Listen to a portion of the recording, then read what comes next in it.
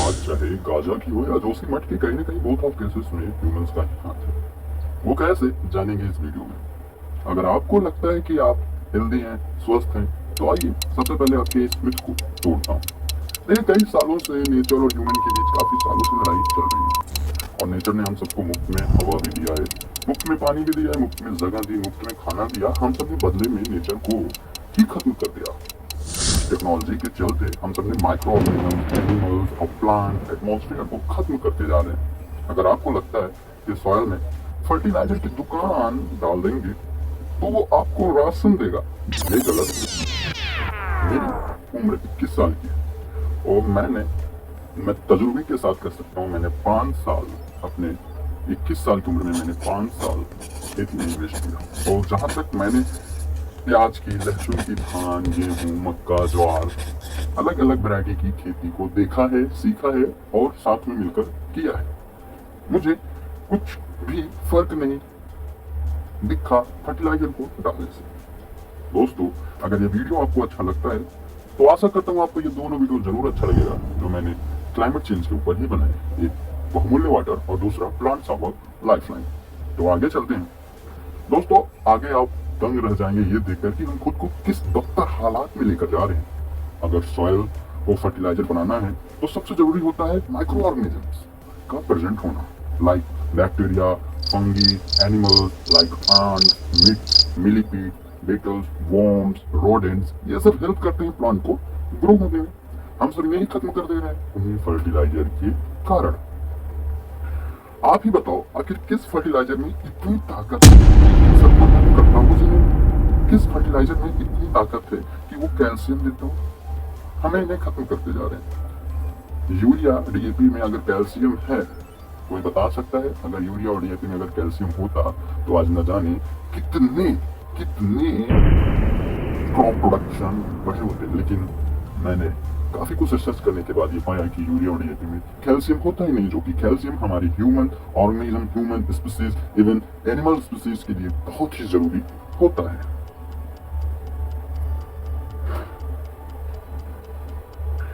कार्बोफ्यूरिन, methyl parathion, थोरेट, ट्राइजोफॉस का use हम pesticide और इंसेक्टिसाइड और न जाने कितने अन्य तरीके के मेडिसिन में यूज करते जा रहे हैं। बायोलॉजिकली एग्रीकल्चर डेवलपमेंट में ही इनका यूज किया जाता है। इन केमिकल्स को अपने फूड में इकट्ठा होने पर बहुत बुरा असर पड़ा है। अब कई लोग सोचेंगे कि इन केमिकल्स से हमारे फूड पे क्या असर पड़ता है। भाई, आप जब इन्हीं केमिकल्स को छोटे छोटे माइक्रो ऑर्गेनिज्म जस्ट लाइक कई सारे इंसेक्ट को आप मारने के लिए जब आप दवा छिड़कते हैं तो कुछ परसेंटेज आपके फसल पर भी ये दवा असर करती है, जिसकी वजह से आपका अनाज कमजोर हो जाता है। कुछ परसेंट यही दवा मिट्टी पर असर करती है, जिसकी वजह से मिट्टियाँ की जो फर्टिलाइजर, जो उर्वरक क्षमता होती है वो खत्म होती जाती है। और इन्हीं केमिकल्स की वजह से जो हमारे फूड पर इतना बड़ा इफेक्ट आया है, उसका असर पड़ा है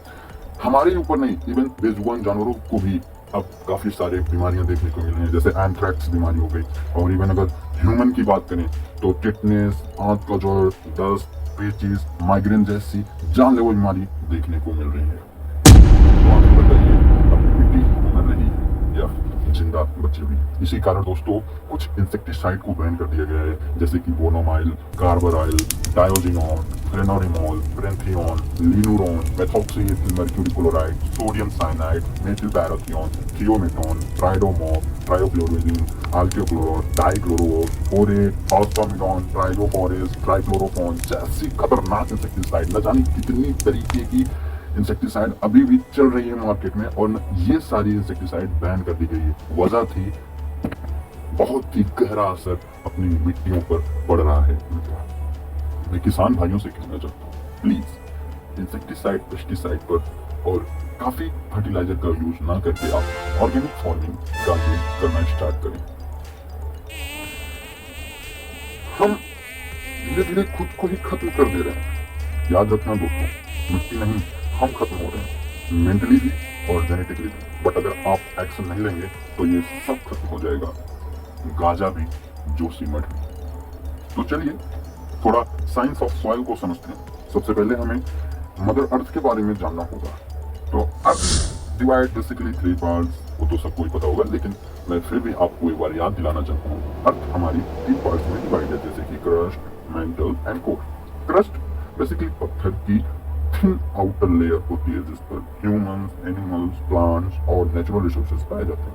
अब आपको यहाँ पर क्रस्ट को याद रखना होगा। आगे चलते हैं और आपको मेंटल से रूबरू करवाते हैं।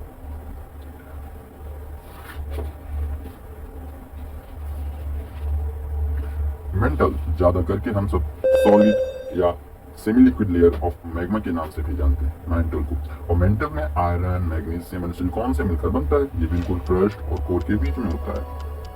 और थर्ड वन है कोर। तो कोर, आउटर कोर और इनर कोर 2 पार्ट में डिवाइड हो जाता है। आउटर कोर की जिम्मेदारी होती है क्रिएट करने की, मतलब ये जो अर्थ के मैग्नेटिक फील्ड को क्रिएट करती है, जिसकी वजह से सारे लाइफ जिंदा रहते हैं अर्थ पर। इसके बहुत सारे कंस्पिरेसी थ्योरी हैं, आगे इनके बारे में भी मैं बात करूंगा अगर वक्त मिले और वक्त रहा तो। अगले वीडियो में मैं एक अलग से इस टॉपिक पर बात करूंगा। आइए तब तक आगे चलते हैं और इनर कोर के बारे में जानते हैं। Inner core basically solid dense ball of iron की तरह होती है, जो बिल्कुल सेंटर में प्रेजेंट होती है। अर्थ के बिल्कुल सेंटर में प्रेजेंट होती है, यानी कि कोर में। इनर कोर बहुत ज्यादा गर्म होती है। हर लेयर की वैसे अपनी एक क्वालिटी है, एक अलग केमिकल कंपोजिशन है। हर लेयर अलग इम्पैक्ट डालती है मदर अर्थ पर। सॉइल जो है वो अपर मोस्ट लेयर पर पाई जाती है अर्थ क्रस्ट की। अब यहीं से शुरुआत होती है एक नई जीवन, एक नई लाइफ प्रोसेसिंग की कहानी। ये वेरिएबल नेचुरल रिसोर्स होती है, कौन? सॉइल। और प्लांट भी ग्रो करते हैं तो टॉप लेयर ऑफ सॉइल पे करते हैं, लेकिन हम सब लालच में आके इन्हीं सॉइल को खत्म कर देते हैं। किसी के कारण बस हम सब अपनी मिट्टी को बेच देते हैं। हाँ, कई सारे गाँव में तो हम सब भट्टों पर मिट्टियों को बेच देते हैं। कई जगह हम सब मिट्टियों को हटाकर वहां पर बढ़िया सा एक रोडवेज, हाईवे, ये सब उनका निर्माण करते हैं। भाई, जब इस धरती पर ह्यूमन लाइफ बचेगी नहीं तो ये डेवलपमेंट किस काम का? मेरा सवाल। आवाज को 4G से 5G, 5G से 6G होने वाला एकदम जापान में स्टार्ट हो गया है। तो मैं बात नहीं करना चाहता कि हमारा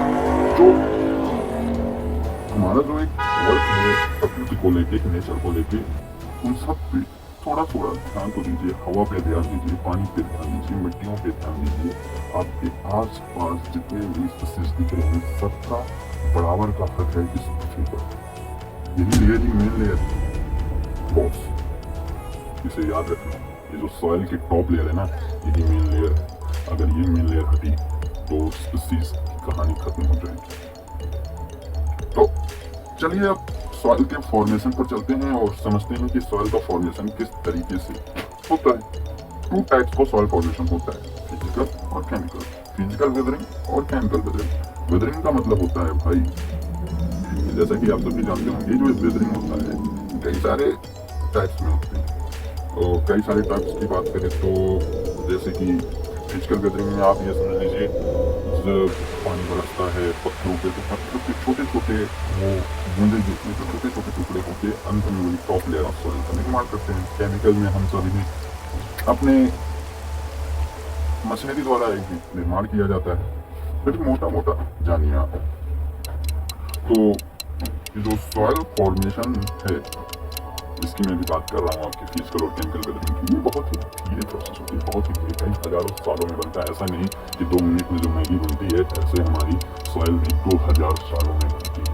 काफी कुछ समझ में आ रहा है आपको मैं क्या बताना चाहता हूँ? इमेजिन करिए कितने हजारों सालों तक टॉप लेयर सॉइल बनती है, जिस सॉइल का आज हम सब इतनी बदतर तरीके से इसका दुरुपयोग करते जा रहे हैं। आप इमेजिन करके देखिए बस एक बार। सॉइल का फॉर्मेशन बहुत सारे एक्शन पर डिपेंड करता है, जैसे कि सूरज की गर्मी, विंड, रेन, फ्लोइंग वाटर और लास्ट बदलती हुई हमारी क्लाइमेटिक कंडीशन। और फैक्ट में आपको एक देना चाहता हूँ, 1 टेबल स्पून ऑफ सॉइल में more organism in it then there are people on earth. यानी कि 1 चम्मच मिट्टी में इतने ऑर्गेनिज्म पाए जाते हैं जितने कि पूरे अर्थ पर ह्यूमन बीइंग्स होते हैं। अब अगर लेयर्स की बात करें तो मीन्स अगर सॉइल प्रोफाइल, तो जैसे हमारे बॉडी में कई सारे लेयर होते हैं, वैसे ही सॉइल में कई सारे लेयर होते हैं। इन्हें हम हॉरिजॉन के नाम से जानते हैं। जैसे ए हॉरिजॉन टॉप सॉइल को बोलते हैं, बी हॉरिजॉन सब सॉइल होता है, सी ओरिजिन को पेरेंट रॉक बोलते हैं और डी ओरिजिन को बेड रॉक बोला जाता है। ये जो सॉयल वर्ड है ये सोलम से लिया गया था, जिसका मीनिंग होता है अर्थली मटेरियल। तो जैसा कि आप सभी जानते हैं सॉइल के कई सारे टाइप्स होते हैं, जैसे रेड सॉइल में बेसिकली आयरन ऑक्साइड की मात्रा ज्यादा देखने को मिलती है, ब्लैक सॉइल में organic matter, humus, aluminium and iron ज्यादा मात्रा में पाई जाती है comparison to other soil. Sandy soil में कैक्टियो वाटरमेलन की प्रजाति ग्रो करती है, जैसे नॉट वेरी फर्टाइल, ये बहुत ज्यादा उपजाऊ नहीं होती। क्ले सॉइल में वीट और पैडी आसानी से ग्रो कर जाते हैं, वेरी यूजफुल फॉर फार्मर, ये किसानों के लिए बहुत ही अच्छी मिट्टी मानी जाती है। मोर अमाउंट में ह्यूमस को कंटेन करके रखती है। लोमी सॉइल ये बेस्ट सॉइल है किसी भी प्लांट को ग्रो करने में, ये बेस्ट सॉइल होती है। अगर बात करें प्रॉपर्टीज ऑफ सॉइल की, तो सॉइल एयर कंटेन करती है, सॉइल मॉइस्चर कंटेन करती है, सॉइल वाटर एब्जॉर्ब करती है। आप समझ पा रहे हैं ना, हमारी यही पोल्यूशन वाली एयर कंटेन करती है, हमारी यही पोल्यूशन वाला वाटर कंटेन करती है। जब इतने पोल्यूशन आप एक सॉइल को देते जाएंगे तो वो सॉइल खत्म होते जाएंगे। अगर मैं आपकी ही बात करूं, अगर आपको गंदा खाना, गंदी हवा और गंदा कपड़ा दिया जाए तो आप कितने दिन तक टिक पाएंगे? कमेंट में जरूर बताइएगा। कैसा लगा मेरा एफर्ट, एक बार जरूर शेयर करिएगा। Soil and crops, pulses, oilseeds, sugar cane, vegetable loamy soil में ही होती है, व्हीट ग्राम पेरी सॉइल में होती है, कॉटन, ग्रोवेल, सैंडी सॉइल, इन सब की अपनी एक वजह। मैं क्यों आपको ये बताना चाहता हूँ, सॉइल इज अ टाइम, ये बहुत ही जरूरी है आप सभी को जानना, खास करके हमारे किसान भाइयों को जानना। प्लीज मेरी रिक्वेस्ट है, आप इंसेक्टिसाइड, पेस्टिसाइड, फर्टिलाइजर का यूज ना करें। यूरिया डीएपी में कैल्शियम नहीं होता भाई, यूरिया डीएपी में कैल्शियम नहीं होता, और कैल्शियम सबसे ज्यादा जरूरी होता है हमारे डेवलपमेंट के लिए, वो चाहे हमारे बोन्स हो, चाहे एनिमल, चाहे बेजुबान जानवर हो। तो मिलते हैं नेक्स्ट वीडियो में, तब तक के लिए जय हिंद, जय भारत।